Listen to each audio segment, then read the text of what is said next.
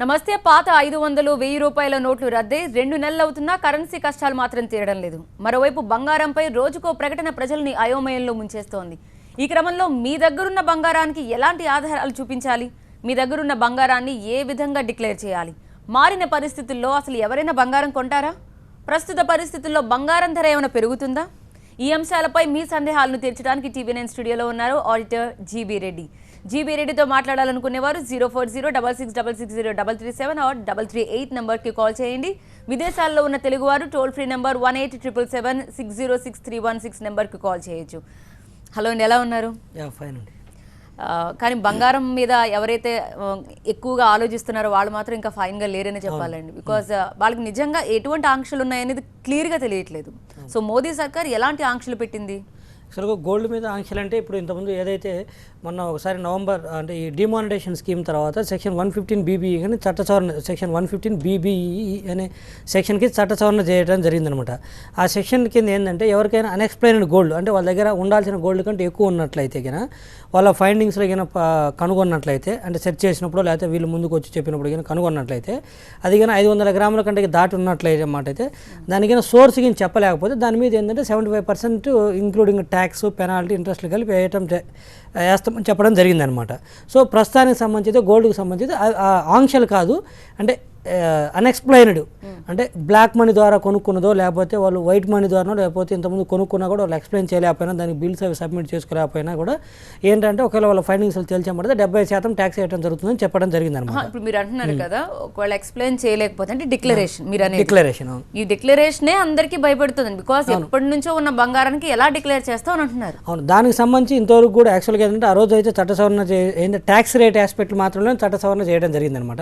మిగతా ఎలా డిక్లేర్ చేయాలి అంటే జనరల్గా ఏదో వేగ్గా చెప్పారనమాట. అప్పుడు ఏది మీకు తరతరాల నుంచి వస్తున్నది అయితే వారసత్వ సంపద అయితే ఎగ్జామ్టెడ్ అని చెప్పడం జరిగింది, దాన్ని అడగము.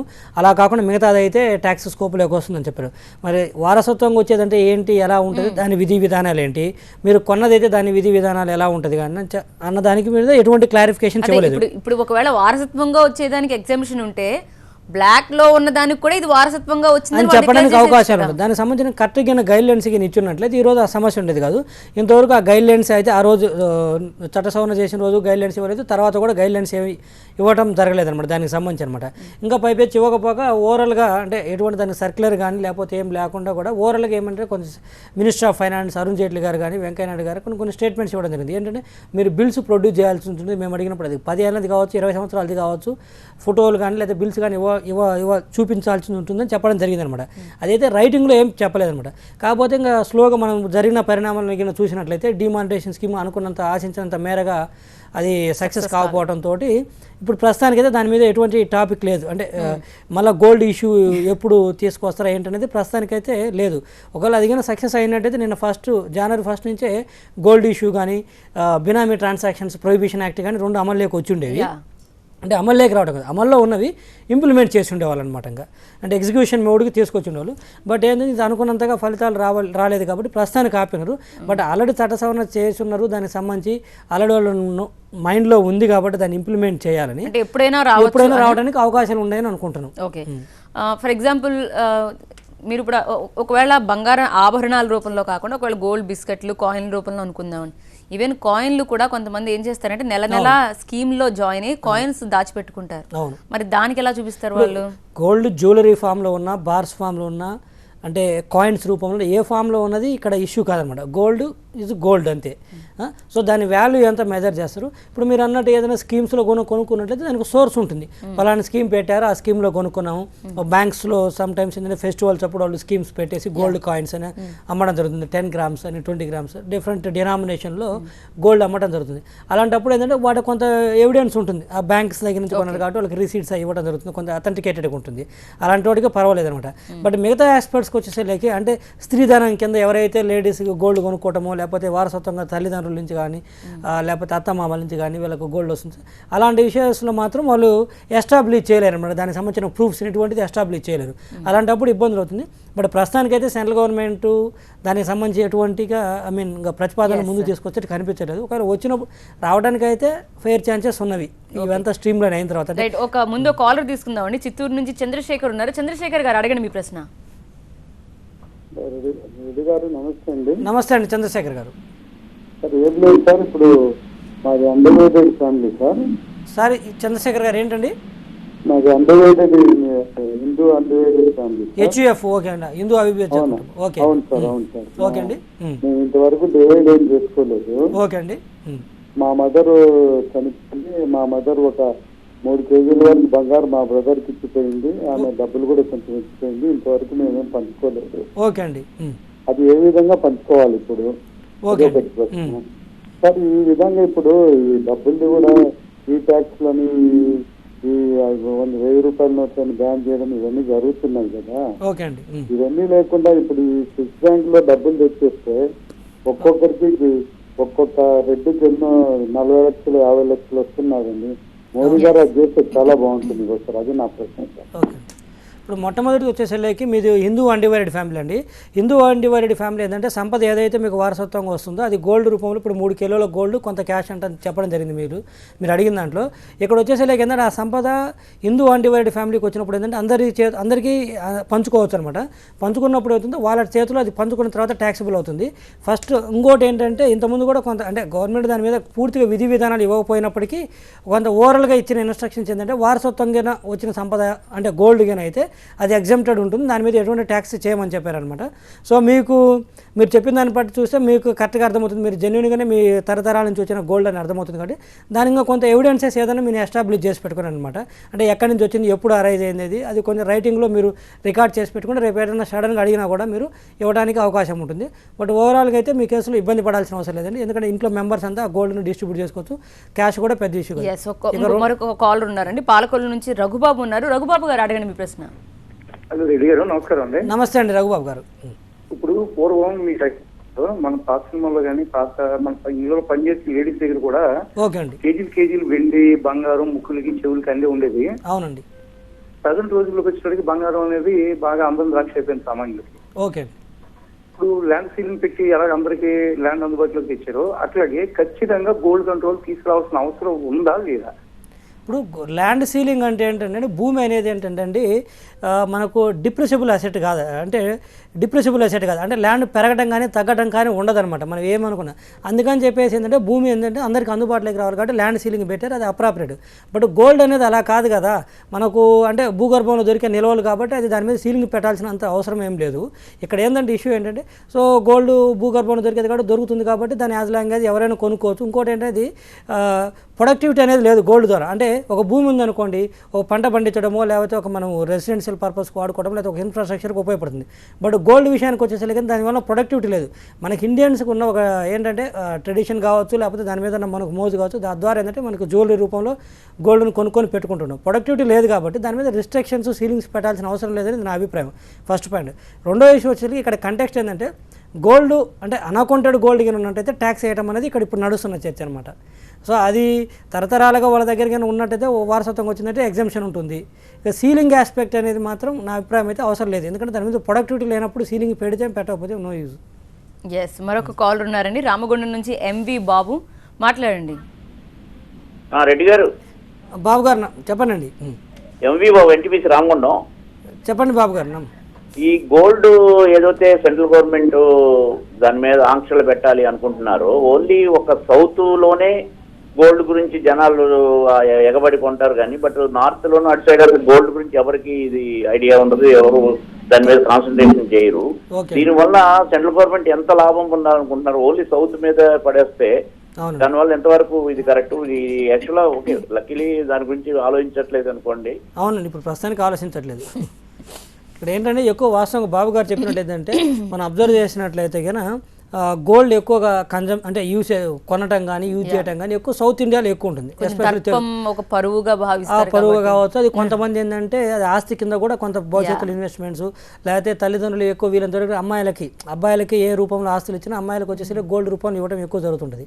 సో అందుకని చెప్పేసి అది సౌత్ ఇండియాలో ఆ కల్చర్ ఎక్కువ, నార్త్ ఇండియాలో తక్కువది. But north India south India తీసుకున్న ఓవరాల్ చూస్తే ఈరోజు గోల్డ్ అయితే ఇండియాలో ఎక్కువ ఉంది. ఓవరాల్ కంట్రీ చూస్తే మనం ఎక్కువ ఈరోజు ఇంపోర్ట్స్ కూడా స్విట్జర్లాండ్ నుంచి కానీ యునైటెడ్ అరబ్ ఎమిరేట్స్ నుంచి కానీ యూఎస్ నుంచి సౌత్ ఆఫ్రికా ఎక్కువ గోల్డ్ ఇంపోర్ట్ చేసుకున్నాం. తద్వారా ఏమవుతుంటే మనకు ఫారెక్స్ కూడా వెళ్ళిపోతుంది అనమాట, బ్యాలెన్స్ ఆఫ్ పేమెంట్స్ అంటే ఫారిన్ రిజర్వ్స్ కూడా ఎక్కువ వెళ్ళిపోతుంది. సో ఈ విధమైన కొంచెం భయాందోళన గురి చేస్తే అట్లీస్ట్ కొనడం తగ్గుతుంది గోల్డ్. తగ్గినప్పుడు ఏంటంటే మనకు కొంచెం ఫారెక్స్ రిజర్వ్స్ కూడా మిగులుతుంది అనేది కూడా వాళ్ళ ఒక వన్ ఆఫ్ ద రీజన్ అయి ఉండొచ్చు వాళ్ళ మైండ్లో ఉన్నది. బట్ అవన్నీ ఇంకొక విధంగా కూడా కంట్రోల్ చేసుకోవచ్చు. అలా కంట్రోల్ చేయకుండా ఈ విధంగా మేము ట్యాక్స్లు వేస్తాం, ఇది కొంచెం భయాందోళన గురి చేసే విషయం అనమాట. ప్రకాశం నుంచి పాషా ఉన్నారు, మాట్లాడండి. హలో హలో అడగండి మీ ప్రశ్న. హలో సార్, మేము ఇలా ఇల్లు కట్టుకుంటా మా సిస్టర్ కి గోల్డ్ చేయించాము. ఆ గోల్డ్ బ్యాంకులో పెట్టుకొని లోన్ తెచ్చుకొని ఇల్లు కట్టుకున్నాము. ఓకే అండి. దానివల్ల మేము రేపు ట్యాక్స్ చూపించాను వాళ్ళకి. మీరు గోల్డ్ బ్యాంకులో లోన్ పెట్టే గోల్డ్ను మీరు బ్యాంకులో తనఖా పెట్టిన లోన్ తెచ్చుకున్నట్లయితే ఆ లోన్ వచ్చిన ద్వారా ఆ లోన్ అమౌంట్ వచ్చిన దాని మీద ఎటువంటి ట్యాక్స్ ఏం లేదండి, దాని మీద మీకు ఎటువంటి ట్యాక్స్ ఉండదు. కాకపోతే భవిష్యత్తులో ఆ గోల్డ్ కింద ఎక్కువ క్వాంటిటీ మీ దగ్గర ఉన్నట్టయితే ఆ గోల్డ్ మీకు ఎలా వచ్చిందో అడగడానికి అవకాశం ఉంటుంది. అంతేగాని మీరు ఇప్పుడు ఆ గోల్డ్ను బ్యాంకులో పెట్టి ఎంత తెచ్చుకున్న లోను దానికి ఎటువంటి ట్యాక్స్ ఉండదండి మీకు. ఓకే, అదే వాళ్ళు అంటుంది ఆ టైంలో కొంతమంది గిఫ్ట్లు కింద ఇస్తూ ఉంటారు, పెళ్ళికి వెళ్ళినా లేకపోతే వారసాలకు వెళ్ళినా వాళ్ళు గిఫ్ట్ ఏదో ఒకటి ఉంగరాలు ఇవన్నీ ఇస్తూ ఉంటారు. వాటిని ఎలాగ వాళ్ళు చూపించాలంటే ఫోటోలు చూపిస్తే సరిపోతుంది. అసలు క్లారిఫికేషన్స్ ఏం లేదు, వేగ్గా చెప్పడం జరిగింది. ఫొటోస్ అన్నారు, లేకపోతే పాత బిల్స్ అన్నారు. ఇంకో వాస్తవం చెప్పాలంటే ఇన్కమ్ ట్యాక్స్లో ఇంకొకటి కూడా ప్రయోజనం ఉంది. అంటే పెళ్ళిళ్ళ సందర్భంలో కానీ, బర్త్డే గిఫ్ట్స్ అంటే బర్త్డే అప్పుడు కానీ, పుట్టినరోజు అప్పుడు కానీ, లేకపోతే మ్యారేజ్ డేస్ కానీ అలాంటప్పుడు ఏదైనా గిఫ్ట్లు కానీ వచ్చామంటే అది ఎగ్జామ్షన్ ఉంది. ఓకే, అంటే కొంత మేరకు, పూర్తి కాదు. సో ఆ విధంగా చేసినట్లయితే మరి అది ఎగ్జామ్షన్ ఉంది, అక్కడే కాంట్రడిక్షన్ అవుతుంది. సో ఈ విధంగా ఏంటంటే ఎస్టాబ్లిష్మెంట్ చేసుకోవడానికి ఒక ప్రాపర్ గైడ్లైన్స్ కింద ఇచ్చినట్లయితే these are the parameters, these are the guidelines, దీని ప్రకారం ఉంటే మేము అలౌ చేస్తాం, దీని ప్రకారం ఉంటే అలౌ చేయము, మీరు ఎక్స్ప్లెయిన్ చేసిన సోర్స్ అనేది చెప్పగలిగినట్లయితే ఈజీగా ఉంటుంది. సింపుల్గా ఏమన్నారు, వారసత్వంగా వచ్చింది ఎగ్జామ్షను, అదర్వైజ్ ట్యాక్సబుల్. అది కూడా ఏముంటుందంటే ప్రూఫ్ అసెసినే, అంటే ఎవరి దగ్గర అయితే గోల్డ్ ఉంటుందో వాళ్ళే ప్రూవ్ చేసుకోవాలి, ఇది నాకు వారసత్వంగా వచ్చిందని చెప్పేసి ఎస్టాబ్లిష్. ఇందాక ఒకళ్ళకి చిత్తూరు నుంచి అడిగితే చెప్పడం ఎంత. సో ఏంటంటే గుర్తు చేసుకొని రాసుకోవాలన్నమాట మొత్తం, ఎక్కడి నుంచి వచ్చింది, వాళ్ళ ఫ్యామిలీ ట్రీ ఏంటి, వాళ్ళ అప్పుడున్న పొజిషన్ ఏంటి, వాళ్ళకి ఎంత పొలం ఉంది, ఆ వ్యవసాయం ఆదాయం ఎంత వచ్చేది, దాంతో వాళ్ళకి ఎంత ఖర్చు క్రియేట్ చేసేచ్చు కదండి ఈజీగా. అంటే చేయొచ్చు, అదే కదా ఇప్పుడు అన్నీ అట్లనే ఉన్నాయి కదా చట్టాలు, అన్నిట్లో లూప్ హోల్స్ ఉన్నాయి. లూప్ హోల్స్ ఉన్నాయి. ముందు ఆ లూప్ హోల్స్ని ప్లగ్ చేసుకొని వీలైనంత వరకు మినిమం గైడ్లైన్స్ కింద కరెక్ట్గా ఇవ్వగలిగినట్లయితే బాగుంటుంది అనమాట. అవి ఏమి ఇవ్వకుండా అంటే జెన్యున్గా ఉన్నవాడు అదే విధంగా కష్టపడాల్సి వస్తుంది, అందరూ రికార్డు మెయింటైన్ చేయడం కోసం. ఎవరైతే బ్లాక్ మనీ ద్వారా కొని ఉంటారో గతంలో వాళ్ళు కూడా ఇదే ప్రొసీజర్ ఫాలో అవుతారు. అప్పుడెప్పుడు మా తాతలకి ఇంత పొలం ఉండేది, దాని ద్వారా ఇంత ఆదాయం వచ్చేది, అందులో ఆదాయం మాకు 50%, 60% ఇంటి ఖర్చులో పోయింది, మిగతా 40-50% మేము గోల్డ్ కొన్నాము, ఆ గోల్డ్ ఇప్పుడు దాకా వచ్చిందని చెప్పేసి ఇలా ఎస్టాబ్లిష్ చేయడానికి అవకాశం ఉంటుంది అనమాట. ఏది నల్లగా అంటే నల్ల కూపీర్లు ఎవరైతే బ్లాక్ మనీతో కొన్నారో అదే ప్రొసీజరు సేమ్ జెన్యున్గా ఉన్న వాళ్ళు కూడా అదే ప్రొసీజర్ ఫాలో అవుతారు, వీళ్ళు అదే ప్రొసీజర్ ఫాలో అవుతారు. సో మరి వీళ్ళకి రిజెక్ట్ చేస్తే వీళ్ళకి రిజెక్ట్ చేయాల్సి వస్తుంది, వీళ్ళకి ఎక్కడ అవినీతిని బయటికి తీసుకొస్తారనేది అర్థం కావట్లేదు. రైట్, మరొక కాల్ ఉన్నారండి, స్వామి ఫ్రమ్ బెంగళూరు. స్వామి గారు మాట్లాడండి. హలో హలో హలో స్వామి గారు చెప్పండి. రెడ్డి గారు, good evening. Good evening. So I'm calling from Bengaluru. Okay, yeah please. Sir ఇది ఫ్యూచర్ లో బంగారం ధర తగ్గుతుందా పెరుగుతుందండి? లైక్ నెక్స్ట్ వీక్ అట్లా, నెక్స్ట్ వీక్ లో ఫెస్టివ్ సీజన్ కదా, ఆ టైంలో బంగారం ధర పెరుగుతుందా లేక తగ్గుతుందా? నెక్స్ట్ వీకే కాదండి, ఒక 1 year 2 years వరకు అయితే ధరలు పెరగడానికి అయితే అవకాశం లేదండి, అదైతే గ్యారంటీగా చెప్పగలము. ఎందుకంటే ఇప్పుడున్న డిమానిటైజేషన్ ఎఫెక్ట్ వల్ల క్యాష్ క్రంచ్ కావచ్చు. ఇంకో సెకండ్ థింగ్ ఏంటంటే ఎవరైనా గోల్డ్ కొనాలంటే ఇప్పుడు గోల్డ్ షాప్స్ మీద కంప్లీట్ మానిటరింగ్ ఉందన్నమాట. ఇంతకుముందు ఏంటంటే క్యాష్లో చేసిపోయేవాళ్ళు కొనుక్కొచ్చుకునేవాళ్ళు, ఇప్పుడు అలా కాదనమాట. మన ఈ డిమానిటైజేషన్ ఎఫెక్ట్ తోటి ఏంటంటే ఒకటి క్యాష్ లిక్విడిటీ ఎవాపరేట్ అయిపోయింది, మళ్ళీ ఇదంతా మార్కెట్లోకి రావడానికి కొంత టైం పడుతుంది. రెండోది ఏంటంటే ఈ మొన్న ఏదైతే డిమానిటైజేషన్ చేసినప్పుడు 500-1000 రూపాయల నుండి తీసుకుపోయి గోల్డ్ కొనడం జరిగింది. దాంతో ఏంటంటే అన్ని గోల్డ్ షాప్స్ మీద కొంచెం మానిటరింగ్ పెట్టడం జరిగింది.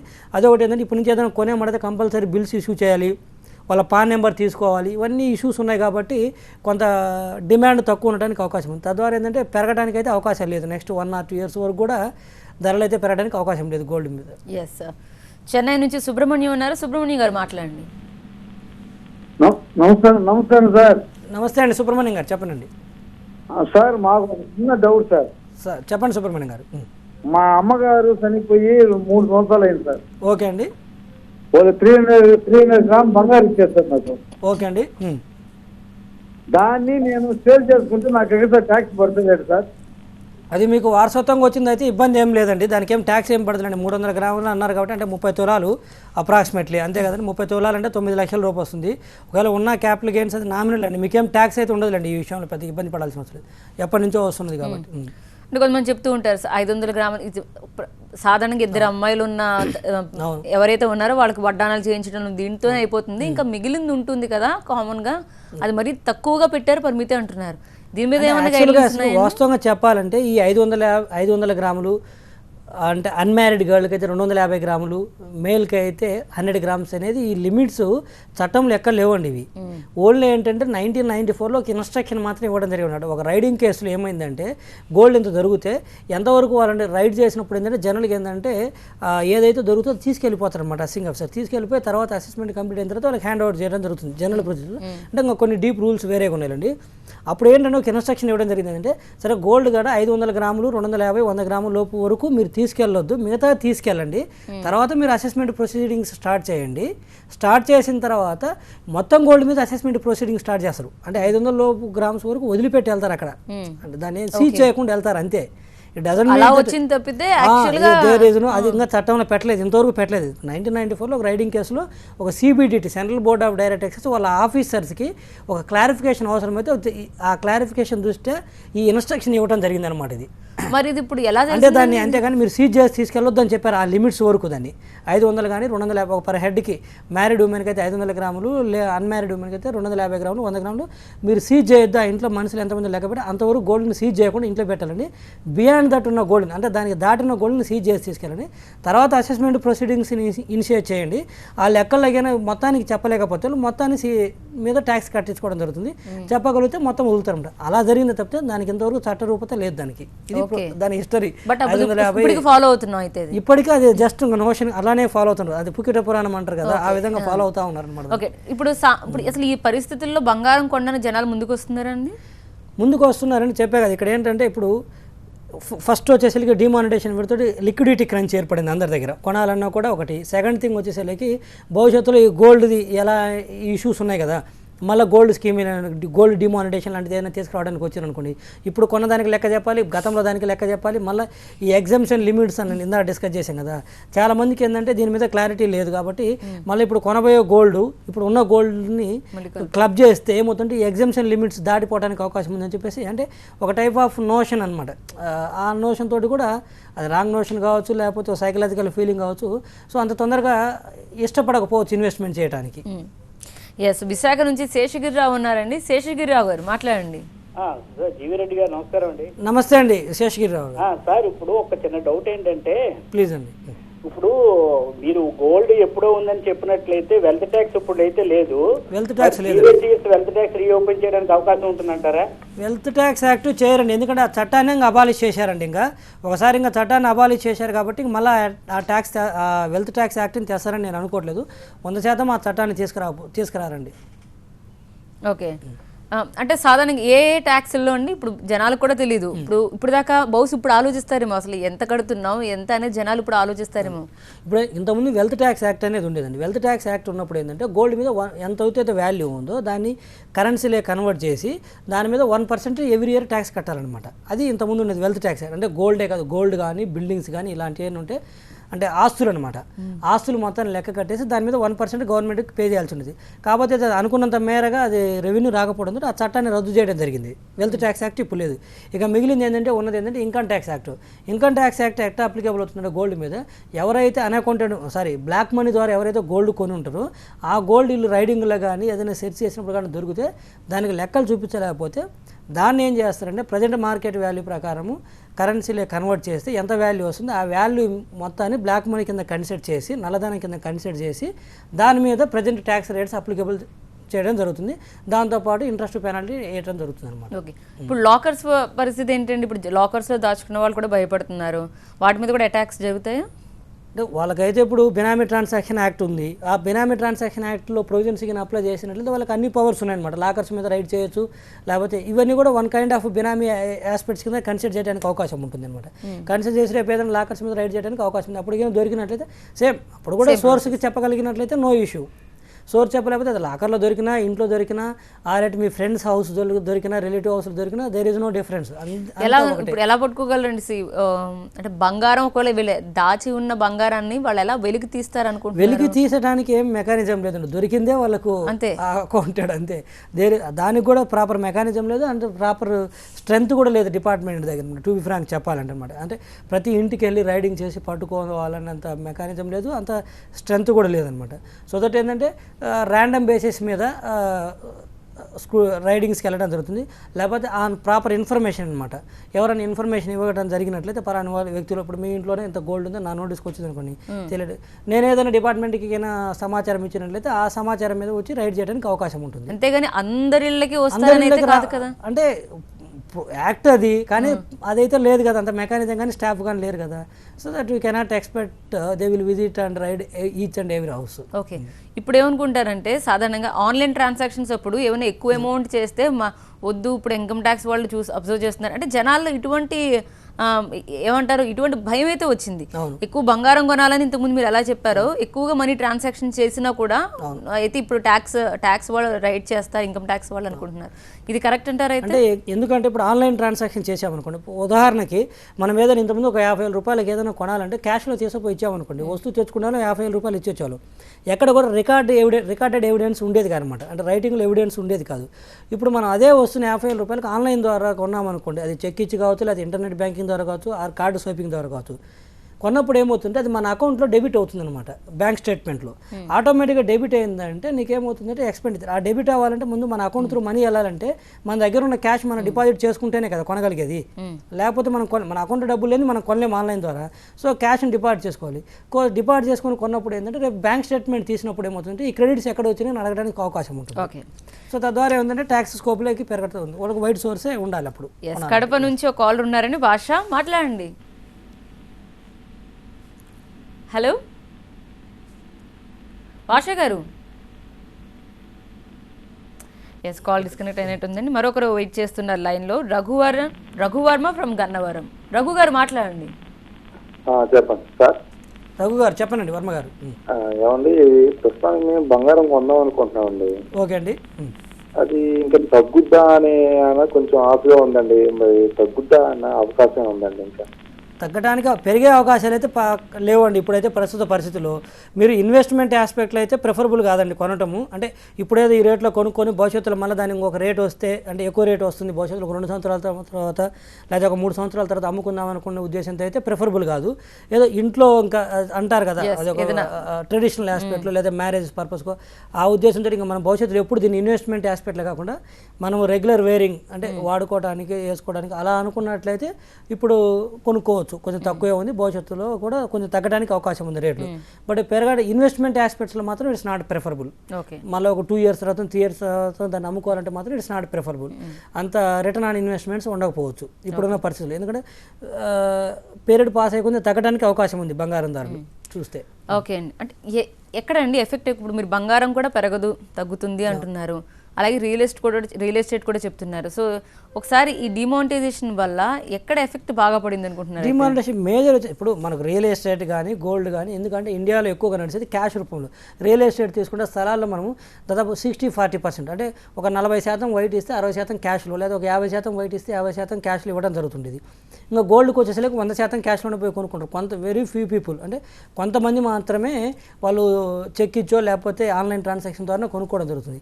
ఇప్పుడు ఏమైంది, ఏదైతే అసలు మేజర్ పర్పస్ అనుకున్నది ఆ క్యాషే లేకుండా పోయింది కదా ఈ డిమానిటైజేషన్ ఎఫెక్ట్ తోటి.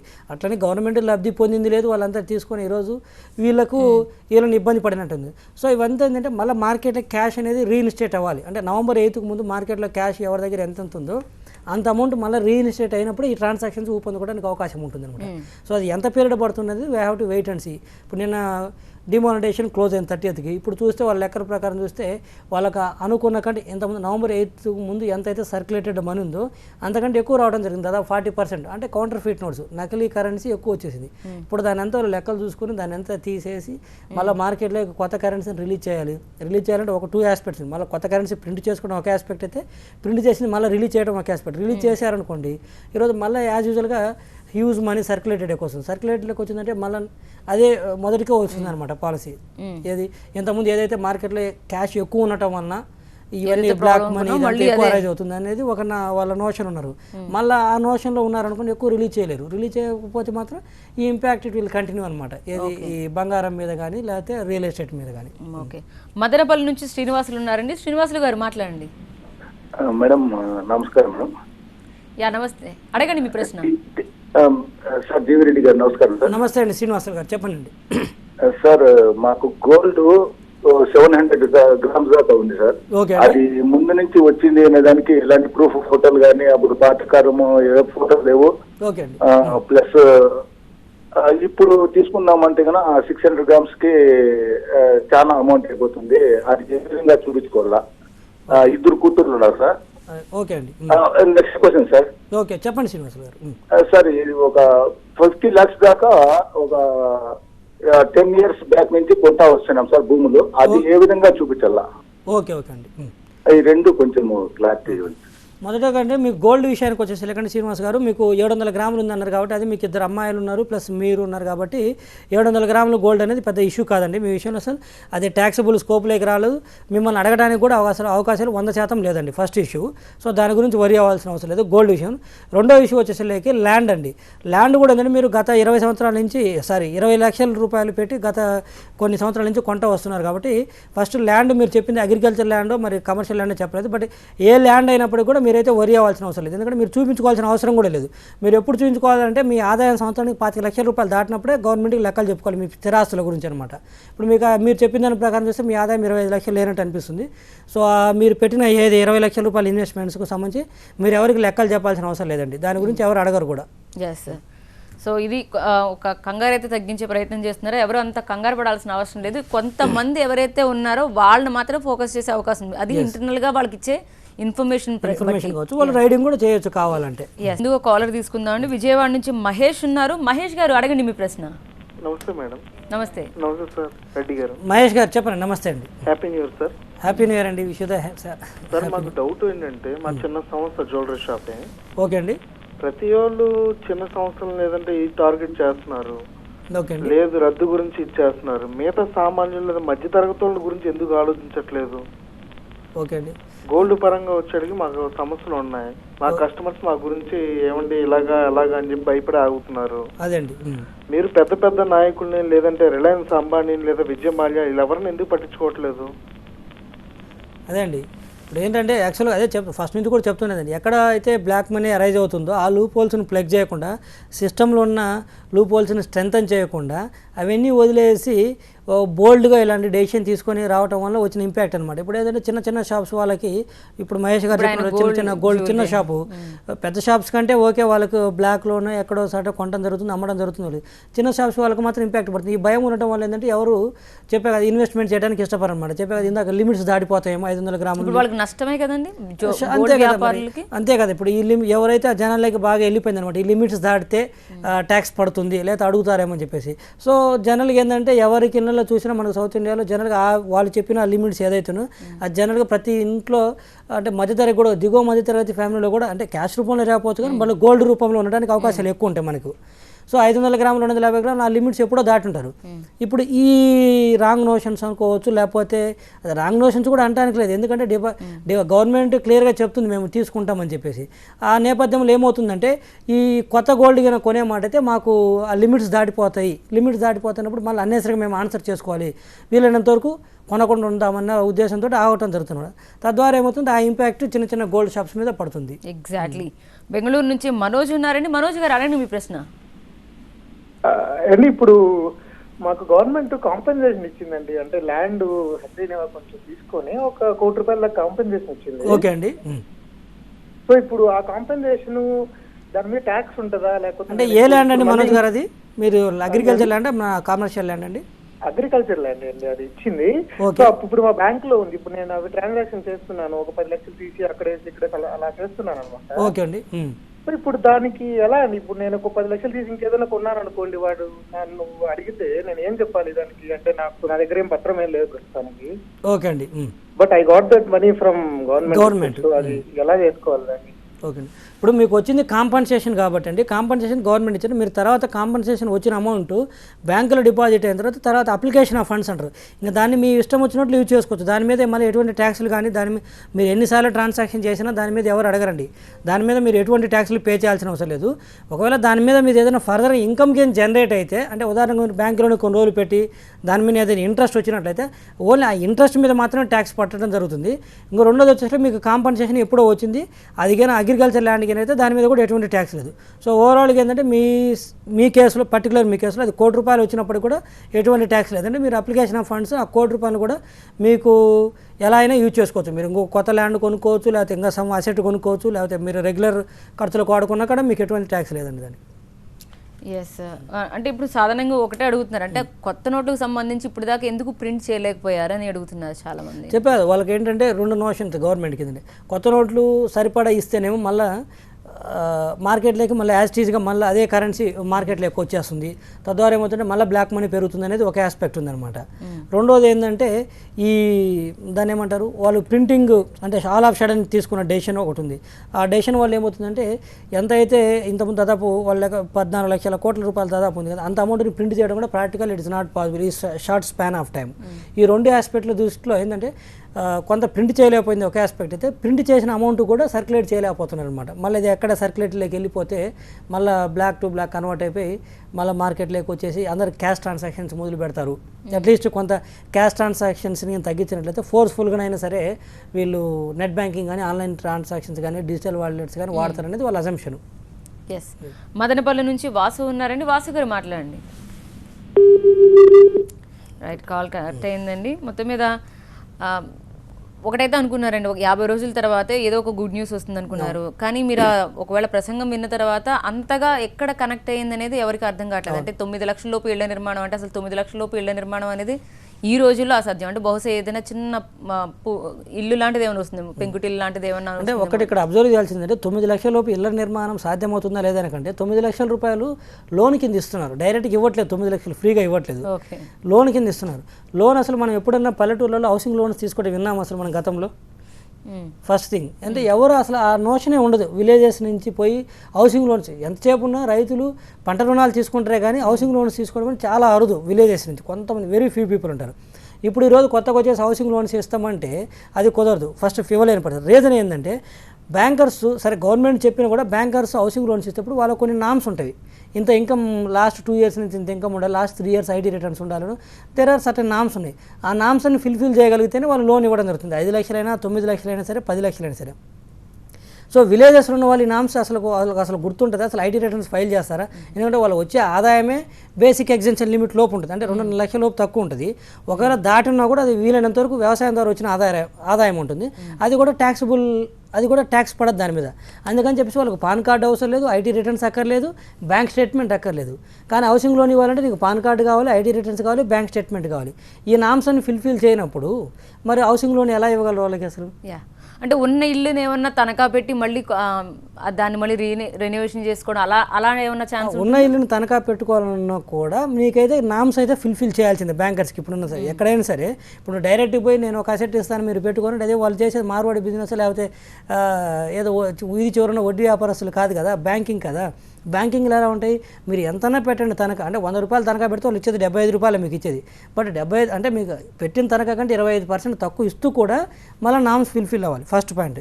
సెకండ్ థింగ్, తనఖా పెట్టుకోవాలంటే విలేజెస్లో అసెట్ వాల్యూ మార్కెట్ వాల్యుయేషన్ చేస్తే ఎంత వస్తుందండి? చాలా తక్కువ ఉంటుంది. మరి దాన్ని వచ్చేది మహా అయితే ఒక 4 లక్షలు 3 లక్షలు వస్తుంది. వచ్చిన దాంట్లో వీళ్ళు ఇచ్చేది మళ్ళీ 75%, అంటే విలేజ్కి వచ్చేలాగా దాన్ని 50%కే చేస్తారు. ఎందుకంటే అక్కడ అప్రిసియేషన్ పెద్దగా ఉండదు కాబట్టి. సో తద్వారా ఏమవుతుంది, మళ్ళీ 1 లక్ష 2 లక్షల రూపాయలు వస్తుంది. అది చేసేపోయి ఏం చేయాలి వాళ్ళు? అదే అసలు ఎక్కడ ఉపయోగపడుతుంది? 9 లక్షలు 15 లక్షలు ఎక్కడ ఈ రాయితీ అనేది వడ్డీ పరంగా ఎక్కడ ఉపయోగపడుతుంది? వడ్డీ కూడా రాయితీ ఎంత ఇస్తున్నారు? 3%. మాలో 9 లక్షలు లోన్ తీసుకుంటే జనరల్గా ఏంటంటే జనరల్ రేట్ కింద ఛార్జ్ చేసేప్పుడు 1 లక్షకు 1000 రూపాయలు పడుతుంది జనరల్ నామ్స్ ప్రకారం. ఇప్పుడు ఎంత తగ్గుతుంది?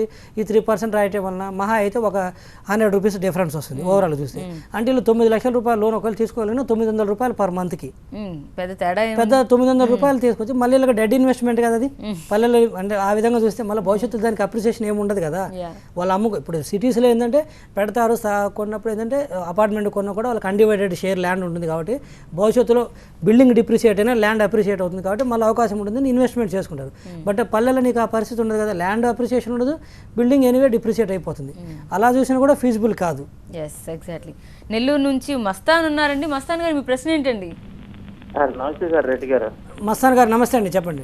ఏమే సార్, ఇప్పుడు మా తనకాయలు అమెరికాలో ఉన్నారు. వాళ్ళు తల్లి అంటే మా అబ్బాయికి నాకు కొంత డబ్బులు పంపించారు, అది డిపాజిట్ చేసుకున్నాను. దానివల్ల ఏమన్నా ఇబ్బంది ఉంటుంది రెడ్డి గారు? మీకు డిపాజిట్ చేసుకున్న దానికి ఇబ్బంది ఏం లేదండి. మీ ఎవరైతే మీ పిల్లలు ఉన్నారో అక్కడ యూఎస్లో వాళ్ళు ఆల్రెడీ ట్యాక్స్ కట్టే మీకు పంపిస్తారు. సో మీరు వాడు ఇండియాకు మీకు ఎంత డబ్బు పంపించినా మీకు ఇబ్బంది ఏం లేదు. కాదే మీరు ఇక్కడ డిపాజిట్ చేసుకున్నప్పుడు ఏమవుతుందంటే ఆ డిపాజిట్ మీద కన్నా మీకు ఏదైనా ఇంట్రెస్ట్ కింద వచ్చినట్లయితే ఆ ఇంట్రెస్ట్ కింద మీకు 2.5 లక్షల రూపాయలు దాటినట్టయితే ఓన్లీ ఆ దాటిన 2.5 లక్షలు దాటిన అమౌంట్కి మాత్రం మీకు ట్యాక్సబుల్ పడుతుందంట.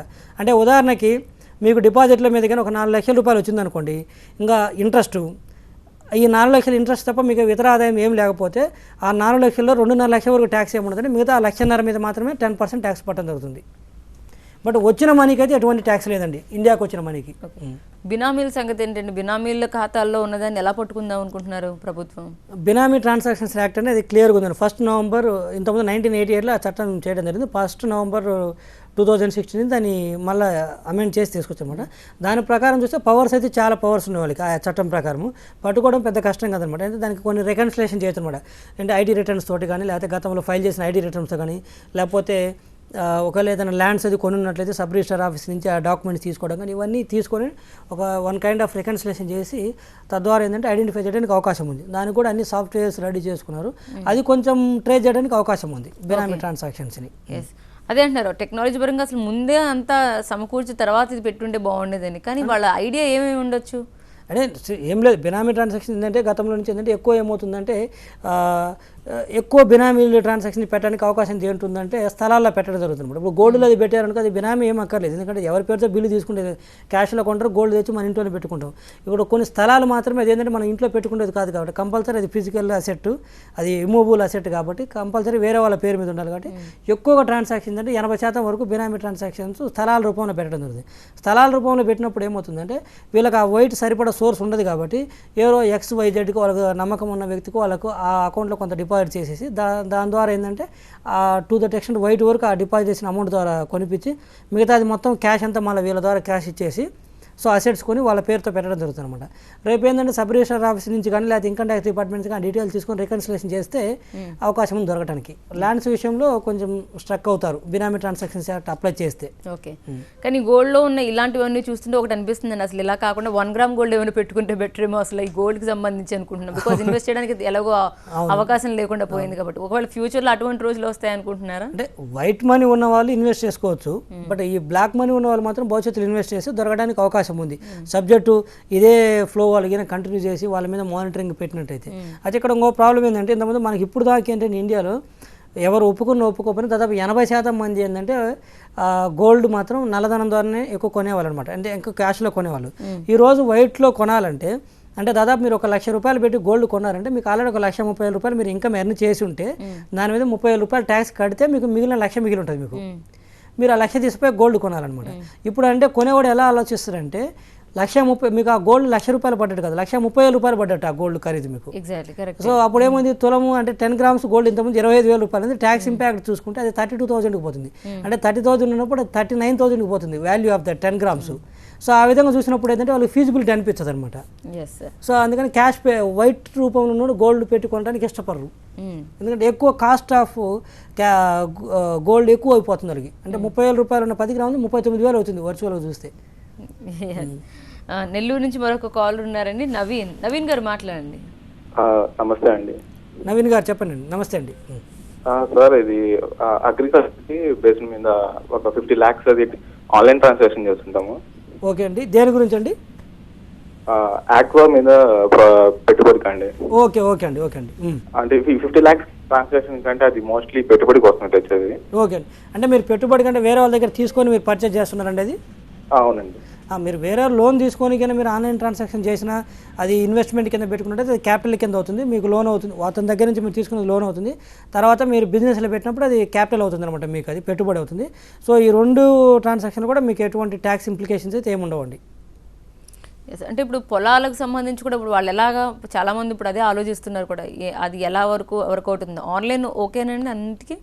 నేను చెప్తాను, ఆన్లైన్ చేసుకున్నోడికి ఇప్పుడు ఆన్లైన్ అంటే మీకు ఆన్లైన్ చేయాలంటే ఫస్ట్ మీ అకౌంట్లోకి డబ్బులు రావాలి కదా ఏదో ఒక రూపంలో. అంటే క్యాష్ రూపంలోనే డిపాజిట్ చేసుకోవాలి, లేదా మీకు ఏదైనా ఎర్న్ చేస్తుంటే వైట్ రూపంలోనే రావాలన్నమాట. సో ఆన్లైన్ ట్రాన్సాక్షన్ చేయడానికి ప్రాబ్లం లేదు. బట్ ఏదైతే క్రెడిట్ అవుతుందో దానికి మాత్రం ఎక్స్ప్లెనేషన్ అడగడం జరుగుతుంది కూడా, సోర్స్ ఆఫ్ ఇన్కమ్ ఎక్కడి నుంచి వచ్చింది. మరి అందులో ఉన్న మనీపై కూడా ట్యాక్స్ ఉంటుంది, ఎవరైతే సేవ్ చేసుకున్నారో వాటిపై కూడా ఉంటుందండి. అది ఎంతవరకు సేవ్ చేసుకున్న దాని మీద ఎటువంటి ప్రొవిజన్స్ ఏం లేవు ఇన్కమ్ ట్యాక్స్లో. అటువంటి మీ అకౌంట్లో ఉన్న దాని మీద ట్యాక్స్లు పట్టడం అనేది ప్రొవిజన్స్ ఏం లేవు. సబ్జెక్టు ఎక్కువ అమౌంట్ ఉన్నప్పుడు ఏంటంటే క్రెడిట్స్ అవుతాయి కదా మన బ్యాంకులో డిఫరెంట్ ఇంటర్వెల్స్లో, అంటే డిపాజిట్ చేస్తూ పోతున్నా దానికి ఏంటంటే సోర్స్ అడగడానికి అవకాశం ఉంటుంది. ఆ సోర్స్ చెప్పగలిగినట్టయితే ఎటువంటి ట్యాక్స్ ఉండదు. ఒకవేళ ఆల్రెడీ ఇంతకుముందు సోర్స్ అంటే ట్యాక్స్ పే చేసి ఉండి రిటర్న్స్ ఫైల్ చేసి ఉండి తర్వాత ఆఫ్టర్ ట్యాక్స్ ఫ్రీ ఉందనుకోండి, దాని మీద ఎటువంటి ట్యాక్స్ ఉండదు. ఉదాహరణకు ఒక ఎంప్లాయీ ఉన్నారనుకోండి, పర్ మంత్ ఒక 1 lakh ఎర్న్ చేస్తుంది అనుకోండి, ఆల్రెడీ తనకి ట్యాక్స్ TDS డిడక్ట్ తన అకౌంట్లోకి వస్తుంది కూడా. అలా అక్యూములేటెడ్ అమౌంట్ ఒక 10 లక్షల రూపాయలు ఈరోజు అకౌంట్ ఉన్నా కూడా దాని మీద ఎటువంటి ట్యాక్స్ ఉండదు. ఎస్, ఒక కాల్ ఉన్నారండి, బాపట్ల నుంచి జనార్దన్ ఉన్నారు. జనార్దన్ గారు మీ ప్రశ్న అడగండి. నమస్తే సార్ రెడ్డి గారు. నమస్తే అండి, జనార్దన్ గారు చెప్పండి. నేను గవర్నమెంట్ ఎంప్లాయీ రిటైర్ అయ్యానండి. Okay sir. నాకు ఒక 22 lakhs బెనిఫిట్స్ వచ్చినాయండి. Okay sir. అవి నేను మా బంధువుల్లో ఇల్లు కట్టుకుంటుంటే ఇచ్చానండి, దగ్గర బంధువులు. ఓకే. ఇప్పుడు మరి అమౌంట్ నేను ఎట్లా తీసుకోవాలి అంటే ట్రాన్స్ఫర్ ద్వారా తీసుకోవాలా, తీసుకుంటే నాకేమన్నా మళ్ళీ ట్యాక్స్ పడుతుందా అని. Okay sir. మీరు ఏంటంటే జనార్దన్ గారు సార్, మీకు వచ్చిన అమౌంట్ ఏంటంటే మీరు రిటైర్డ్ అయిన తర్వాత గవర్నమెంట్ ఎంప్లాయ్గా మీకు వచ్చిన కాంపన్సేషన్ అది మొత్తం ఆల్రెడీ ఏదైనా ఉంటే TDSలు కానీ అదంతా డిడక్ట్ చేసి మీకు ఇవ్వడం జరుగుతుంది అనమాట. ఆ 22 లక్షల రూపాయలు ఏదైతే ఉందో కంప్లీట్గా మీకు వైట్ మనీ అనమాట. ఇప్పుడు మీ ఫ్రెండ్కి కానీ మీ ఫ్రెండ్కి అది లోన్ కింద ఇవ్వడం జరిగింది. ఇప్పుడు వాళ్ళు తిరిగి ఇచ్చినట్లయితే మీరు తీసుకోవచ్చండి, ఎటువంటి ట్యాక్స్ పడదండి. మీరు చెక్ రూపంలో తీసుకోవచ్చు, లేకపోతే ఇంకా మీ కన్వీనియంట్ మూలలో తీసుకోవచ్చు, బట్ ఎటువంటి ట్యాక్స్ పడదండి. కాకపోతే మీకు 22 లక్షల రూపాయలు అప్పుడు ఇచ్చి ఇప్పుడు 22 లక్షల కంటే ఎక్కువ తీసుకున్నట్లయితే అంటే ఇంట్రెస్ట్ రూపంలో అంటే 22 లక్షలు అప్పుడు ఇచ్చి ఇప్పుడు ఒక 24 లక్షల రూపాయలు తీసుకున్నట్టయితే ఆ డిఫరెన్స్ ఏదైతే 2 లక్షల రూపాయలు ఉంటుందో ఆ 2 లక్షల రూపాయల వరకే మీకు ట్యాక్సబుల్ స్కోప్ అండి. శ్రీనివాసరావు ఉన్నారండి బళ్ళారి నుంచి. శ్రీనివాస్ గారు మాట్లాడండి. మేడం గారు. హలో, రెడ్డి గారితో మాట్లాడాలి. శ్రీనివాస్ గారు చెప్పండి, మాట్లాడుతున్నాను. హలో, నమస్తే రెడ్డి గారు. నమస్తే అండి. మాది ఒక చిన్న బంగారు షాప్ అండి. ఓకే అండి. మేము ఇదివరకు ఇప్పుడు అంతకుముందు ఒక 4 kgs అలా మేము వైట్ లోనే అప్పటి నుంచి వ్యాపారం చేసుకుంటూ వస్తున్నామండి. ఆ బంగారం అంతా మేము ఇట్లా షాపు వర్కర్ అదే వస్తుంటారు కస్టమర్స్, వాళ్ళకి చేసుకుంటామండి. ఓకే అండి. ఇప్పుడు మాకు పెరిగినప్పుడల్లా ఇన్కమ్ ట్యాక్స్ అంటున్నారు, ఈ ట్యాక్స్ అంటున్నారు, ఆ ట్యాక్స్ అంటున్నారండి. ఓకే అండి. మా దగ్గర వర్కర్స్ అందరికి మేము పనిచ్చి వాళ్ళకంతా చేసి పెడుతుంటాము. అవునండి. మరి ఇప్పుడు పెరిగిపోయినప్పుడు ఉన్న బంగారం ఇప్పుడు తగ్గిపోతే మరి ఈ కాంపన్సేషన్ గవర్నమెంట్ ఇస్తుందా అండి మాకు? మీకు ఏంటంటే శ్రీనివాస్ గారు, ఇప్పుడు మీకు ఏదైతే అంటే గోల్డ్ ధరలు పెరగడం వల్ల లేకపోతే మీరు మార్జిన్ పెట్టుకుని మీకు లాభాలు వచ్చినప్పుడు ఏమవుతుంటే మీరు ఇన్కమ్ ట్యాక్స్ కట్టిన మాట వాస్తవమే. కానీ ఇలా గోల్డ్ ధరలు అలా ఇంతకుముందు వాళ్ళు ఎక్కువ రేట్లో కొని ఉంటారు, ఇప్పుడు గోల్డ్ ధరలు పడిపోవటం ఒకటి, అదేవిధంగా పడిన తర్వాత కూడా ఈ భయాందోళనతో ఎక్కువ కొనకపోవడంతో వీళ్ళకి ఏమవుతుందంటే ఈ బాయ్స్కి అంతా శాలరీస్ పే చేస్తూ ఓవర్ హెడ్స్ పెరుగుతాయి అనమాట. తద్వారా ఏమవుతుంటే లాస్ వస్తుంది. శ్రీనివాస్ గారు అడిగిందంటే కాంపన్సేషన్ పే చేస్తారంటే కాంపన్సేషన్ డైరెక్ట్గా పే చేయరు, కానీ కాకపోతే వాళ్ళకి ఏదైతే లాస్ వస్తుందో ఈ ఆర్థిక సంవత్సరానికి కావచ్చు నెక్స్ట్ ఇయర్ కావచ్చు ఏదైతే లాస్ వస్తుందో రిటర్న్ ఫైల్ చేసినప్పుడు ఏంటంటే ఈ లాస్ను బుక్ చేసుకోవచ్చు. వీళ్ళు లాస్ను బుక్ చేసుకుంటే అది 8 సంవత్సరాల పాటు వాళ్ళకి ఆ లాస్ క్యారీ ఫార్వర్డ్ అవుతూ ఉంటుంది అనమాట. సో ఈ 8 సంవత్సరాల్లో ఎప్పుడైనా భవిష్యత్తులో లాభం కింద వచ్చినట్టయితే అప్పుడు జనరల్గా లాభాలు వచ్చినప్పుడు ట్యాక్స్ కట్టాలి కదా, కానీ ఇలాంటప్పుడు లాస్ వచ్చినప్పుడు అది క్యారీ ఫార్వర్డ్ అవుతున్నప్పుడు భవిష్యత్తులో వచ్చే లాభానికి దీని ముందు అడ్జస్ట్ చేసిన జరుగుతుంది అనమాట. ఈ లాస్ అడ్జస్ట్ చేసిన తర్వాత ఇంకా అప్పటికి లాభం ఉంటే ఆ లాభం మీద ట్యాక్స్ కట్టాలి. ఒకవేళ ఈ లాస్ని అడ్జస్ట్ చేసిన తర్వాత ఎటువంటి లాభం లేకుండా ఇంకా లాసే ఉందనుకోండి, అప్పుడేమవుతుంటే దాన్ని మళ్ళీ నెక్స్ట్ ఇయర్ కూడా క్యారీ ఫార్వర్డ్ అవుతుంది, అంటే 8 సంవత్సరాలకు అవుతుంది అనమాట. సో అందుకని డైరెక్ట్గా కాంపన్సేషన్ ఇవ్వదు కానీ గవర్నమెంట్, బట్ లాభాలు వచ్చినప్పుడు ఇప్పుడు వచ్చిన లాస్ని సెట్ ఆఫ్ చేసుకోవచ్చు. కానీ చాలా లాంగ్ ప్రాసెస్ కదండి, 8 years అంటే 8 ఇప్పుడు ఉదాహరణకంటే ఈ సంవత్సరం అతను బిజినెస్ చేసి ఒక 10 లక్షల రూపాయలు లాస్ వచ్చింది అనుకోండి, ఈ 10 లక్షల లాస్ను 8 సంవత్సరాల వరకు క్యారీ ఫార్వర్డ్ చేసుకోవచ్చు. ఉదాహరణకు నెక్స్ట్ ఇయర్ మళ్ళీ ఒక 8 లక్షల రూపాయలు లాభం వచ్చింది అనుకోండి, 8 సంవత్సరాల వరకు క్యారీ ఫార్వర్డ్ ఇతనికి అవకాశం ఇస్తారనమాట. అంటే 8 సంవత్సరాల వరకు లాభాలు రాకపోతే అప్పుడు నల్లిఫై అయిపోతుంది. అది 8 సంవత్సరాల ఏ సంవత్సరంలో లాభం వచ్చినా కూడా నీకు ఇది సెట్ ఆఫ్ చేసుకోవచ్చు. ఉదాహరణకి ఈ సంవత్సరం 10 లక్షల లాస్ వచ్చింది, నెక్స్ట్ ఇయర్ 8 లక్షల లాభం వచ్చింది అనుకోండి, జనరల్గా లాభం వచ్చినప్పుడు దాని మీద ట్యాక్స్ కట్టాలి కదా. ఇప్పుడు ఆ 8 లక్షల లాభం మీద ట్యాక్స్ కట్టాల్సిన అవసరం లేదు. ముందు ఈ 10 లక్షలు సెట్ ఆఫ్ చేసుకుంటే అంటే 8 లక్షలు ప్రాఫిట్ దానిలో సెట్ ఆఫ్ అయిపోయింది. అంటే ఇంకా మిగిలింది 2 లక్షలు ఇంకా లాసే ఉంది. ఆ లాస్ని కూడా మళ్ళీ నెక్స్ట్ ఇయర్ ట్రాన్స్ఫర్ చేసుకోవచ్చు. మళ్ళీ నెక్స్ట్ ఇయర్ కూడా ఏదైనా లాస్ వచ్చింది అనుకో, మళ్ళీ లాభం వచ్చింది అనుకోండి, ఫస్ట్ ఈ 2 లక్షలు సెట్ ఆఫ్ చేసి మిగిలిన తర్వాత కట్టుకోవాలన్నమాట. అంటే డైరెక్ట్గా కాంపన్సేషన్ లేదు కానీ బట్ వచ్చిన లాస్ని బుక్ చేసుకుని భవిష్యత్తులో వచ్చే లాభానికి అడ్జస్ట్ చేసుకోవచ్చు. ఈ లాస్ను వాళ్ళు ఎలా బుక్ చేసుకుంటారండి? ఇప్పుడు లాస్ అంతే. ఇప్పుడు లాభం ఉదాహరణకు అతను వ్యాపారం చేశాడు, ₹1,00,00,000 ఈ సంవత్సరం ట్రాన్సాక్షన్ జరిగినాయి, అన్నీ అంతా చూస్తే లెక్కలు చూడంగా తనకు ₹1,00,00,000 సేల్స్ అయితే కానీ ఖర్చు మాత్రం ₹1,20,00,000 అయింది అనుకోండి, జనరల్ వాళ్ళకి అది ఐడియా ఉంటుంది. ఇప్పుడు బహుశా మంచి మార్గం అయితే చూపించారండి. అయితే కంగారు పడాల్సిన అవసరం లేదు, లాస్ ని క్యారీ ఫార్వర్డ్ చేసుకోవచ్చు. 8 సంవత్సరాలు భవిష్యత్తులో 8 సంవత్సరాల లోపు ఎప్పుడు లాభం వచ్చినా కూడా ఆ 8 సంవత్సరాల లోపు ఎప్పుడు లాభం వచ్చినా కూడా ఈ వచ్చిన లాస్ని ఫస్ట్ దానికి అడ్జస్ట్ చేసుకోవచ్చు.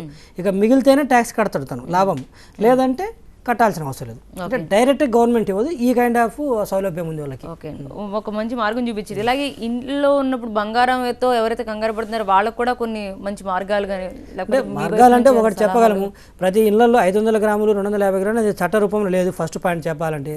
రెండోది వచ్చేసరికి ప్రతి ఇంటికి వచ్చి డిపార్ట్మెంట్ వాళ్ళు ఎదుగుతారనేది ఛాన్సెస్ చాలా తక్కువ ఉన్నవి. అదొకటి అనమాట. సో ఏదైనా ఉందంటే హ్యూజ్ గోల్డ్ ఉన్న వాళ్ళ మీద, లేకపోతే వాళ్ళకి అనుమానం వచ్చిన వాళ్ళ మీదనో, లేకపోతే ఏదన్నా సమాచారం ఉంటేనే వచ్చి రైడ్ చేయడానికి అవకాశం ఉంది. కాకపోతే ఈ గతంలో చూసిన బోల్డ్ డెసిషన్స్ చూస్తే మళ్ళీ భవిష్యత్తులో ఎలాంటి డెసిషన్స్ తీసుకుంటారు అనేది, అందుకని ఇది డిస్క్లైమర్గా చెప్పగలను కానీ నేను అథెంటికేటెడ్గా అయితే చెప్పలేను. Right, exactly. హైదరాబాద్ నుంచి చంద్రమోహన్ ఉన్నారు. చంద్రమోహన్ గారు మాట్లాడండి. హలో హలో హలో ఎస్ మాట్లాడండి. Good evening. గుడ్ ఈవినింగ్ అండి చంద్రమోహన్ గారు, చెప్పండి ప్లీజ్. రెడ్డి సార్ నమస్తే అండి. నమస్తే అండి. చూస్తున్నాం ప్రోగ్రామ్. థ్యాంక్ యూ అండి. సార్ నాది ఒక చిన్న క్వశ్చన్ సార్. ఇప్పుడు ఓకే అండి, నేను ఎంప్లాయీ. ఓకే అండి. నాది ఎవ్రీ ఇయర్ అంటే ట్యాక్స్ అంతా జనరల్ కట్ అయ్యి వస్తుంది కాబట్టి అంతా అయితే ఓకే. అయితే ఇది మా వైఫ్ వచ్చేసి అవుట్ సైడ్. ఓకే అండి. సో వీళ్ళకి సెట్ సైడ్ నేను ఖర్చుల కోసమని ఎవ్రీ మంత్ ఇస్తుంటా కదా, అట్లా ఎవ్రీ ఇయర్ ఒక 1 lakh అట్లా ఎఫ్డీ చేసుకుంటూ వెళ్ళాను లాస్ట్ 5-10 years నుంచి. సో ట్యాక్స్ మీద ఇంట్రెస్ట్ అంతా కలిపినా కానీ 8% 10 lakhs 80,000 లక్ష వచ్చేది. సో అవి రిటర్న్స్ ఎప్పుడు ఫైల్ చేయలేదు నేను. సో దాని మీద నాకు ట్యాక్స్ జస్ట్ అది ఏం లేదండి, మీకు ట్యాక్స్ ఏం పడుతుంది చంద్రమోహన్ గారు. ఎందుకంటే మీకు వచ్చిన 8-9 లక్షలు కూడా అది ఒక ఇయర్లో వచ్చింది కాదనమాట, డిఫరెంట్ ఇయర్స్లో వచ్చింది కాబట్టి మీకు చూస్తే యావరేజ్ చేసినా కూడా అంత బేసిక్ ఎగ్జెన్సీ లిమిట్ లోపే ఉందన్నమాట. సో మీకు దాని మీద ఎటువంటి ట్యాక్స్ ఏమి ఉండదండి, మీకు సమస్య ఏం లేదు దాని గురించి.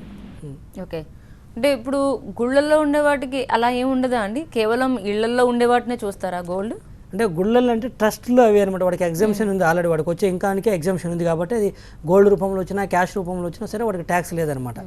ఓకే, సరే. అయితే మరి పెళ్ళిళ్ళప్పుడు అంత ఆర్భాటంగా వేసుకుంటారు కదండి, విఐపీస్ని చూస్తాం కదా, వాళ్ళకి ఇదేమీ ఎఫెక్ట్ కనిపించింది ఉంటుంది. ఇప్పుడు అదేంటంటే సెక్షన్ మొన్న అమెండ్ చేసిన చట్టాల్లో కూడా ఇది ఒక సెక్షన్ కూడా అనమాట, అది బయటికి రాలేదు యాక్చువల్గా. ఎక్స్పెండిచర్ అనమాట, పెళ్లిలో వేసుకున్న గోల్డే కాదు, పెళ్లికి పెట్టిన భోజనాల ఖర్చు కూడా అస్సింగ్ ఆఫీసర్స్ కావాలంటే లెక్క కట్టవచ్చు అనమాట. ఉదాహరణకి ఒక మ్యారేజ్ జరిగింది, ఒక 2,000 మంది వచ్చారు, ఆ ప్లేట్లు మనం చూస్తుంటే స్టార్ హోటల్స్ చిన్న హోటల్స్ ఇప్పుడు మినిమం 1000 నుంచి 1,500 రూపాయలు ఉంటుంది అనమాట పర్ హెడ్కి ప్లేట్కి వచ్చేసి. వాళ్ళు మన జరిగిన చట్ట అంటే ఆ సెక్షన్ అమెండ్ చేసిన దాంట్లో ఈ పాయింట్ కూడా ఉందన్నమాట. ఏది వాళ్ళు ఒక 2,000 మంది ఇంటూ ప్లేట్స్ 1,500 అంటే 30 lakhs రూపీస్, అంటే 30 lakhs నువ్వు లెక్క చెప్పగలగాలి, లేకపోతే అది కూడా నీకు బ్లాక్ మనీ ద్వారా ఖర్చు పెట్టినట్టు అనమాట. సో అలా కూడా రివర్స్లో క్యాలిక్యులేట్ చేసి ట్యాక్స్ చేయడానికి అవకాశం ఉంది అనమాట. ప్లస్ ఆర్భాటంగా దొరికినప్పుడు ఏమవుతుందంటే మీరు గోల్డ్ మీరు అడిగినట్టు అది వాళ్ళు ఎవిడెన్స్ కింద తీసుకోవడానికి అవకాశం ఉంటుంది. అట్లా అని చెప్పేసి రేపు నుంచి పెట్టుకొని తిరగొద్దని చెప్పాను నేను. కావచ్చండి, కానీ ఇప్పటి నుంచి అని కాదు, ఇప్పుడు మొన్న వరకు జరిగినవి కూడా చూస్తే అంటే ఒకేసారి అంత బంగారు, ఈవెన్ చీరల్లో కూడా బంగారం ఉందంటున్నారు, వాళ్ళేమో కింద నుంచి పై వరకు బంగారం, ఇవన్నీ మేము జనాలు చూస్తున్నారు కాబట్టి మాకేనా వాళ్ళకేమీ లేదా అని అంటున్నారు వాళ్ళు. అందరికి ఉంటుందండి, అట్లనేం లేదు. కాబట్టి ఏంటంటే అప్రెంట్ డైరెక్ట్ గా ఎవిడెన్స్ లాగా వాళ్ళకి కనిపించినప్పుడు అప్పటికప్పుడు ఎందుకు రేట్ చేయరు అంటే దాని ప్రొసీజర్స్ ఉంటాయి కదా, అట్లా అని చెప్పేసి ఎక్కడంటే ఎక్కడ పట్టుకున్నాడు. కాబట్టి ఏంటంటే ఒకటి ఎవిడెన్స్ తీసుకోవడానికి అవకాశం ఉంటుంది, ఎవరు వీళ్ళు ఎక్కడ ఉంటారు అడ్రస్లు ఏంటి అలాంటి కైండ్ ఆఫ్ డీటెయిల్స్ నోట్ చేసుకుని తర్వాత చేయడానికి అవకాశం. అంటే కానీ అప్రెంట్గా ఏదో ట్రాఫిక్ కానిస్టేబుల్ పట్టుకున్నట్టు పట్టుకోవడానికి లేదు కదా. ఇప్పుడు ఇళ్లలోకి వెళ్ళి అప్పటికప్పుడు ఎక్కడ దాచారు ఏంటి అనేది సోదా చేసే బదులు కళ్ళకి కనిపిస్తున్నప్పుడు ఎందుకు సోదా చేయరండి? దానికి కాదండి, దానికి ప్రొసీడింగ్స్ ఉంటాయి అనమాట. సెర్చ్ వారెంట్ సెట్ చేయాలంటే దానికి కమిషనర్ నుంచి కానీ అడిషనల్ కమిషనర్ క్యాడర్ నుంచి వాళ్ళు అప్రూవల్స్ తీసుకోవాలి, దానికి ఒక ప్రొసీజర్స్ ఉంటుంది, దాని ప్రకారం వెళ్ళాలన్నమాట. సింప్లీ అపరెంట్ కనపడుతుందని చెప్పేసి దే కెనాట్ రైడ్, దానికి హైయర్ అథారిటీస్ నుంచి అప్రూవల్ తీసుకోవాలన్నమాట. సో హైయర్ అథారిటీస్ అక్కడే ఉంటుంది అయితే మొత్తం. రైట్, విశాఖ నుంచి రామ్ ఉన్నారండి. రామ్ గారు మాట్లాడండి. రాము గారు చెప్పనండి. సార్ ఏం లేదు, మా ఫాదర్ రిటైర్ అయ్యారు. ఓకే అండి. నియర్ అబౌట్ 12 lakhs rupees వచ్చింది అమౌంట్. నెక్స్ట్ ఇయర్ అయిపోయారు అనమాట. మా మదర్ పేరు మీద 3 years కింద నేను 5 lakhs డిపాజిట్ చేశాను ఎఫ్డీ కింద. ఇప్పుడు నేను మళ్ళీ డిమానిటైజేషన్ అయిన తర్వాత 2 lakhs నేను డిపాజిట్ చేశాను ఎఫ్డీ రూపంలో. అది మామూలుగా సేవింగ్స్ డిపాజిట్ ఆవిడ కన్ఫర్మ్ హోల్డర్. ఏమైనా ట్యాక్సిబుల్ అవుతాను నేను, నాకేమైనా ఇబ్బంది అవుతుంది? రామ్ గారు, మీ కేసులో ఇబ్బంది ఏం లేదండి. మీకు వచ్చిన ఫాదర్కి వచ్చింది రిటైర్మెంట్ బెనిఫిట్సే కాబట్టి దానికి సంబంధించి ఎటువంటి ట్యాక్స్ ఏం లేదండి. తర్వాత వచ్చిన 12 లక్షల రూపాయల నుంచి మీ మదర్ పేరుతో డిపాజిట్ చేసుకున్నా, మీరు డిపాజిట్ చేసుకున్నా, తర్వాత దాన్ని డ్రా చేసి మళ్ళీ మీరు క్యాష్ రూపంలో మళ్ళీ బ్యాంకులో డిపాజిట్ చేసుకున్నా, ఈ మెథడ్స్లో ఎన్ని రకాలు తిరిగినా కూడా ఓవరాల్గా అయితే మీకు దాని మీద ఎటువంటి ట్యాక్స్ లేదండి రామ్ గారు. Okay, right. మీకు ప్రధానంగా కనిపిస్తున్న లూప్ హోల్స్ ఏంటండి? ఇక్కడ అంటే ఏ ఆస్పెక్ట్? బంగారంలో చెప్పా కదా, ఇది ఒక ఇంట్లో ఉన్నది కాదు. కొన్ని 130 కోట్ల జనాభాలో కనీసం అంటే ఒక 40-50 కోట్ల జనాభా దగ్గర బంగారం ఉంటుంది అనమాట. బట్ మనకున్న ఆఫీసర్స్ కానీ ఆ మెకానిజం కానీ అంత లేదు కాబట్టి అవన్నీ స్ట్రెంథన్ చేసుకోకుండా అన్నెసరికి ఎలాంటి లీక్స్ కానీ లేకపోతే ప్రజల్ని భయాందోళనకు గురి చేసేటువంటి ఇష్యూ చెప్పాల్సిన అవసరం లేదంటాను. ఇంకోటి ఏంటంటే మేజర్ గోల్డ్ ఎక్కడ ఉందో లేదా మేజర్ బ్లాక్ మనీ ఎక్కడ ఉందో వాళ్ళకి తెలుసు, అది పెద్ద ఇష్యూ కాదు ఇంటెలిజెన్స్. వాటిని ముందు అరెస్ట్ చేయగలిగితే ఆ ఇష్యూస్ని, తర్వాత ఇవన్నీ వెరీ మైన్యూట్ అనమాట. ఒక పెద్ద కేసు పట్టుకుంటే కొన్ని లక్ష మందికి ఈక్వల్ టు 1 బిగ్గర్ కేసు అనమాట. సో అలాంటి ముందు ట్రై చేసి అరెస్ట్ చేయగలిగితే ఇష్యూస్ని, తర్వాత ఈ సిస్టమ్ని స్ట్రెంథన్ చేయడం ద్వారా ఇలాంటిని అరెస్ట్ చేయొచ్చు. వాళ్ళని డైరెక్ట్గా పట్టుకొచ్చి ఇలాంటి వాటిని సిస్టమ్ని స్ట్రెంథన్ చేయడం ద్వారా ఫర్దర్గా కొనే గోల్డ్ మీరు 10,000 కొనమనండి, కొనేటప్పుడు అక్కడే డీటెయిల్స్ తీసుకోమనండి, పాన్ కార్డు ద్వారా కానీ లేకపోతే డీటెయిల్స్ ఇచ్చేసి, తద్వారా ఏమవుతుందంటే బ్లాక్ మనీ ద్వారా గోల్డ్ కొనకుండా తగ్గుతుంది అనమాట. ఆ సిస్టాన్ని స్ట్రెంథన్ చేయకుండా పెద్దవాళ్ళని పట్టుకోకుండా సింపుల్గా మార్కెట్లోకి వచ్చేసి మేము వెరిఫై చేస్తామని భయాందోళన గురి అవ్వడం జరుగుతుంది. అసలు ఇన్ని కోట్ల మంది ప్రజలకు ఐటీ రేట్స్ ప్రకారం మనుషులు ఉద్యోగస్తులను చూసినా చాలా కొరతుంది. ఎక్కడెక్కడికి వెళ్ళి ఎంతమంది వెళ్ళి ఎన్ని బృందాలకు వెళ్ళి చేస్తారు, అది ఎంతవరకు సాధ్యం? అసలు సాధ్యం చెప్పే కదా, ఒక జిల్లా మొత్తానికి 15 మంది ఆఫీసర్స్ ఉంటారు యావరేజ్ మనకు చూసినట్లయితే. సో 15 మంది ఆఫీసర్స్ ఉంటే 15 లక్షల దాకా ఇల్లు ఉంటాయి జిల్లా. ఇంకా 15 లక్షలు might be more than that. So practically not possible.